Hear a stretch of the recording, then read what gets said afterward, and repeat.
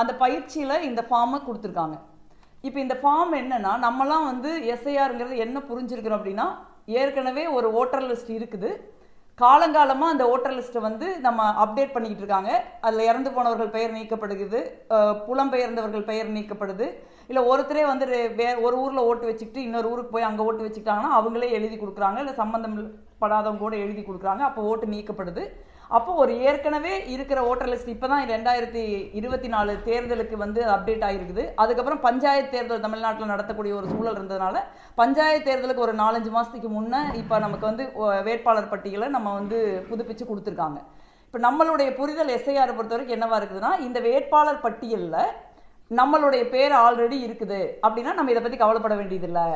வரை வாக்காளர் பட்டியலில் ஒருவேளை நம்ம பேரை வேணும்னே எடுத்து விட்டாங்கன்னா அப்போ போய் வந்து நம்ம பார்க்கணும், நம்ம புரிஞ்சிருக்கோம். அதுவே வந்து அப்படி எடுத்து விடுறதுக்கான அதிகாரம் தேர்தல் கமிஷனுக்கு கிடையாது. ஆனால் பீகாரில் கிட்டத்தட்ட 65 லட்சம் ஓட்டை அவங்க எடுத்து விட்டு ஒரு பீகாரே ஒரு பெரிய பிரளயமாகி உச்சநீதிமன்றத்தில் அந்த வழக்கு இன்னும் நடக்குது. ஆனால் உண்மை வந்து அப்படி அல்ல.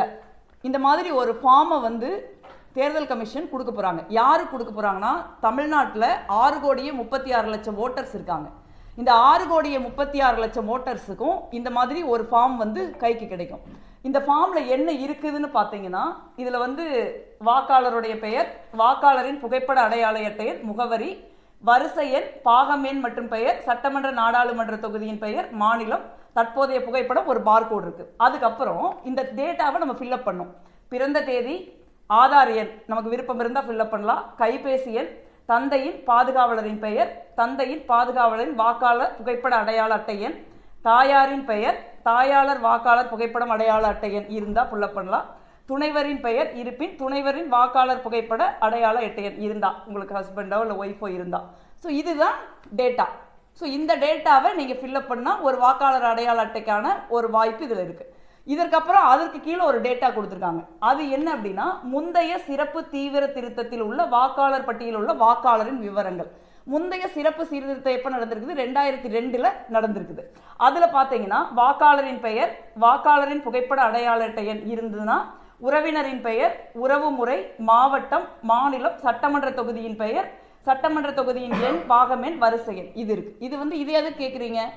இப்போ வந்து நீங்கள் ஒருத்தர் ஓட்டராக இருந்தார் அப்படின்னா, முதல்ல நான் படித்த ஒரு காலம் இருக்குது, அந்த காலத்தில் இருக்கிற டீட்டெயில் அவங்க ஃபில்அப் பண்ணி கொடுத்தாங்க அப்படின்னா, நீங்கள் வந்து உங்களுடைய பிஎல்ஓஸ், அவங்களுடைய பூத் லெவல் ஆஃபீஸர்ஸ் இருக்காங்க, வாக்குச்சாவடி அலுவலர்கள் இருக்காங்க, அவங்ககிட்ட தான் இந்த ஃபார்ம் போகும். அவங்க வீடு வீடாக போய் வெரிஃபை பண்ணிட்டு, இந்த ஆமாம் இவங்க வந்து இந்த வீட்டில் தான் இருக்காங்க அப்படின்னு உறுதிப்படுத்திக்கிட்டு அவங்களுடைய ஏற்கனவே ஓட்டர் லிஸ்ட்டில் இருக்கிறத அவங்க கன்ஃபார்ம் பண்ணிக்கலாம்.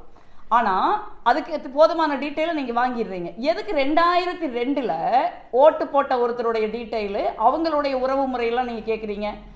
அதோட நிற்கல. இப்போ 2002 நீங்கள் வந்து உறவினரின் பெயர்னு ஒருத்தர் கொடுக்குறீங்கன்னு வச்சுங்க, அவங்களுக்கு முந்தைய சிறப்பு தீவிர திருத்தத்தில் வாக்காளர் பட்டியலில் உள்ள வாக்காளரின் உறவினரின் பெயர், இங்கே வந்து உறவினர் உங்களுக்கு அம்மாவோ, இப்போ எங்கள் அம்மா பேர் முத்துலட்சுமி, அவங்க வந்து 2002 உயிரோடு இருந்தாங்க, இப்போ நாங்கள் அவங்க பேரை கொடுத்துருக்கேன்னு வச்சுங்க, இங்கே எங்கள் அம்மாவோட டீட்டெயிலை ஃபுல்லாக கொடுக்கணும். பெயர், வாக்காளர் புகைப்பட அடையாள அட்டை எண், உறவினரின் பெயர், உறவு முறை, மாவட்டம், மாநிலம், சட்டமன்ற தொகுதியின் பெயர், சட்டமன்ற தொகுதியின் எண், பாகம் எண், வரிசை எண். இப்போ 2002 நான் ஓட்டு போடுறப்ப எங்கள் அம்மா உயிரோடு இருந்தாங்க, நான் அதை தான் குறிப்பிடணும். இப்போ நான் 2026 நான் ஓட்டு போடுறப்ப எங்கள் அம்மா இறந்துட்டாங்க. இப்போ நான் என்ன பண்ணணும்னா, எங்கள் அம்மாவுடைய இறப்பு சான்றிதழை நான் ப்ரொடியூஸ் பண்ணணும். எதுக்கு வந்து இந்த வேலை? அதாவது ஒரு ஓட்டு சேர்க்கிற, நம்ம ஓட்டு சேர்க்கறதுக்கு அடிப்படை என்ன? ஒருத்தர் அந்த ஊரில் அந்த பூத்தில் இருக்காங்களா, அவங்க வந்து அந்த ஊரில் தான் அந்த பூத்தில் தான் குடியிருக்காங்களா, அவங்க லெஜிட்டிமேட் ஓட்டுறா, இதை தானே நீங்கள் பார்க்கணும். இதுக்கு எதுக்கு வந்து இத்தனை டேட்டா கொடுக்குறீங்க? அதில் பார்த்தீங்கன்னா 2002க்கும் 2025க்கும் இடையில 23 வருஷம் கேப் இருக்குது. இப்போ 2002 ஒருத்தர் ஓட்டு போட்டிருந்தாருன்னா அவர் 2024 இப்போ பாராளுமன்ற தேர்தலையும் அவங்க ஓட்டு போட்டிருப்பாங்க. ஸோ அவங்களுக்கு வந்து வெறும் ஒரு அப்டேட்டட் புகைப்படம் மட்டும் கொடுத்தா போதும்னு சொல்கிறாங்க. இப்போ 2002 ஒருத்தர் ஓட்டு போடலைன்னு வச்சுக்கோங்க, 2002 ஓட்டு போடல, அதுக்கப்புறம் வந்து போட்டிருந்தார் அப்படின்னா, நீங்கள் வந்து அவங்கள கிட்டத்தட்ட அவங்க என்ன பண்ணுறாங்கன்னா குடியுரிமை செக் பண்ணுறாங்க. அதற்கான சான்றிதழ், அதற்கான வாய்ப்பு தான் இது. சாதாரணமாக ஒருத்தருடைய ஓட்டை நீக்கவோ சேர்க்கவோ இன்னைக்கு அவர் என்னமா இருக்காருன்னு பார்த்தா போதும். அவங்க அந்த பொண்ணு அந்த பெண் என்னவா இருக்காங்க, அந்த ஆண் என்னவா இருக்காங்கன்னு பார்த்தா போதும். 2002 போய் எதுக்கு பாக்குறீங்க? அதற்கப்புறம் வந்து எதுக்கு 2002 யார் உறவினராக இருந்தாங்க அவங்களுடைய டீட்டெயில்ஸ் எல்லாம் நீங்க கேட்குறீங்க. அப்ப பேசிக்கலா இது வந்து ஒரு வாக்காளர் தீவிர திருத்தம்ங்கிற பெயர்ல ஒருவருடைய குடியுரிமையை வந்து தேர்தல் கமிஷன் நம்மளுடைய அனுமதி இல்லாமல் சட்டத்திற்கு விரோதமாக இவங்க இதை செய்யறாங்க. ஏன்னா குடியுரிமை செக் பண்ண வேண்டிய அதிகாரம் வந்து உள்துறை அமைச்சகம், ஒன்றிய உள்துறை அமைச்சகத்துக்கு தான் இருக்கு, எலெக்ஷன் கமிஷனுக்கு கிடையாது. இதுதான் வந்து பிரச்சனைக்குரிய விஷயமா பீகார்ல இருந்தது. நீங்க குடியுரிமை செக் பண்றதுக்கான அதிகாரம் உங்களுக்கு கிடையாதுன்னு நம்ம சொன்னதுனால இப்ப அதை சொல்லாம வந்து தமிழ்நாடு உட்பட 12 மாநிலங்கள்ல இந்த வேலை செய்யறாங்க. இப்ப நான் சொன்ன அந்த 6,36,00,000 பேர் தமிழ்நாட்டில் நம்ம இருக்கிறோம்ல, இவங்க 6,36,00,000 பேரும் இந்த பேப்பரை கொண்டு போய் எலெக்ஷன் கமிஷன் உங்களுக்கு கொடுப்பாங்க வீட்டில். அதை வந்து நீங்க கொண்டு போய் கொடுத்தாதான் உங்களுக்கு வரைவு வாக்காளர் பட்டியலில் ஓட்டு வரும். இப்போ இந்த பேப்பரை நீங்க கொடுக்கல அப்படின்னா, இதுல இருக்கிறத உங்களால ஒழுங்கா ஃபில்அப் பண்ண முடியல அப்படின்னா, உங்களுக்கு டெத் சர்டிஃபிகேட் 2002 இப்போ இருந்த உங்களோட உறவினர் உயிரோடு நீங்க டெத் சர்டிஃபிகேட் எடுக்கல அப்படின்னா இந்த ஃபார்ம் வந்து முறையாக ஃபில்அப் பண்ணப்படாதா கருதி இதை ரிஜெக்ட் பண்ணிடுவாங்க. ஒன்று. ரெண்டாவது, இந்த ஃபார்மை வந்து நீங்க ஜெராக்ஸ் எடுக்க முடியாது. இப்போ ஒரு தப்பா எழுதிடுறீங்க, 2 டைம் தப்பா போயிருது, உங்களுக்கு எழுத படிக்க தெரியல, உங்களுக்கு யாரும் ஹெல்ப் இல்லை அப்படின்னு சொன்னா இந்த ஃபார்ம் உங்களால எழுத முடியல அப்படின்னா இந்த பேப்பர் நீங்க திருப்பி கொடுக்க முடியாது. அப்போ திருப்பி நீங்க ஜெராக்ஸும் எடுக்க முடியாது, அவங்களும் உங்களுக்கு தரமாட்டாங்க. ஸோ பொதுவாகவே தேர்தல் ஆணையத்தினுடைய நோக்கம் என்ன அப்படின்னா, எவ்வளவு முடியுமோ அவ்வளவு வாக்காளர்களை வாக்காளர் பட்டியலிருந்து நீக்கிறது தான் இதனுடைய நோக்கமா இருக்குதே ஒழிய வாக்காளர் உரிமையுள்ள வாக்காளர்களை முறைப்படி சட்டத்திற்குட்பட்டு சேர்க்கணும் அப்படிங்கிற எண்ணமா தெரியல. இது வந்து ரொம்ப அதிர்ச்சி அளிக்கக்கூடிய ஒரு விஷயமா இருக்கு. இது வந்து தமிழ்நாட்டு மக்கள் தெளிவா புரிஞ்சுக்கணும். இதனால தான் இந்தியா கூட்டணி, காங்கிரஸ், திமுக உள்ளிட்ட கட்சிகள் இன்னைக்கு வந்து அனைத்து கட்சி கூட்டத்தை நம்ம கூட்டியிருக்கோம். அதனால தான் நம்ம இந்த எஸ்ஐஆரை, இந்த வாக்காளர் பட்டியல் சிறப்பு திருத்தத்தை கடுமையா எதிர்க்கிறோம். நம்மளுடைய மாநிலத்தில் வந்து நம்மளுடைய வாக்குரிமையை நீங்க மீண்டும் உறுதி செய்யணும் சொல்றதுக்கு யார் தேர்தல் கமிஷன்? இந்த ஊர்ல நம்ம பிறந்து வளர்ந்து, நம்ம முன்னோர்கள் பிறந்து வளர்ந்துருக்காங்க, நம்ம இந்த ஊர்ல வாழ்ந்துகிட்டு இருக்கிறோம், இந்த பூத்துல இருக்கோம். அதுக்கு வந்து காலங்காலமா நம்ம பூத்துல தான் இருக்கிறோங்கிறதுக்கு எத்தனையோ வாக்காளர்கள் பட்டியலில் நம்ம பேர் இருந்திருக்கு. ஒவ்வொரு முறையும் வாக்காளர் பட்டியலில் சேர்த்தல் நடக்குது, நீக்கல் நடக்குது, நம்ம எல்லாம் ஓட்டு போடுறோம்.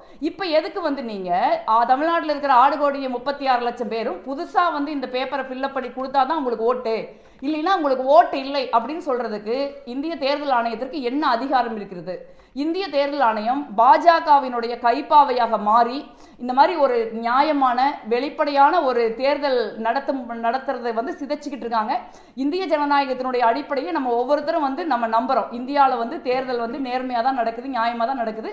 நம்ம ஓட்டு போட்டு தான் ஒரு அரசாங்கம் ஜெயிக்கவோ இல்லை ஒரு கட்சி தோக்கவோ வந்து செய்கிறாங்க அப்படிங்கிற நம்மளுடைய முழுமையான ஒரு நம்பிக்கையை சிதைப்பதற்குரிய வேலையை இந்த எலெக்ஷன் கமிஷன் செய்யுது. எவ்வளவோ பேர் வந்து படிக்காத, எழுத படிக்க தெரியாத மக்கள் இருக்காங்க. எவ்வளவோ மக்கள் வந்து அன்னைக்கு காலையில வேலைக்கு போனாதான் அன்னைக்கு சாப்பாடு, ஞாயிற்றுக்கிழமை கூட நிற்காம வேலைக்கு போற எத்தனையோ குடும்பங்கள் நமக்கு அருகிலேயே இருக்காங்க.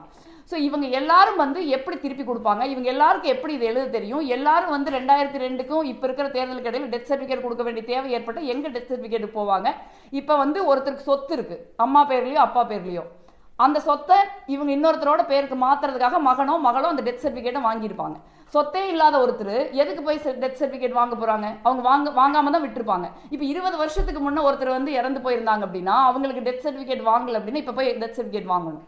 ஸோ இது வந்து ஒரு தேர்தலை முறையாக, நேர்மையாக, வெளிப்படையாக நடத்துறதுக்கு வாக்காளர் பட்டியலை ஒரு புதுப்பிக்கிற ஒரு நிகழ்வு அல்ல. இது வந்து தமிழ்நாட்டு மக்களை, மிச்சம் இருக்கிற 12 மாநில யூனியன் பிரதேச மக்களை வந்து வாக்காளர் பட்டியலிருந்து நீக்கிறதுக்கான ஒரு முயற்சி இந்திய தேர்தல் ஆணையம் செய்யுது. இதை வந்து நம்ம கடுமையா எதிர்க்கணும். அதற்கான ஆதாரத்தை தான் இப்ப நான் மக்கள் முன்னாடி வெளிப்படுத்திட்டு இருக்கேன்.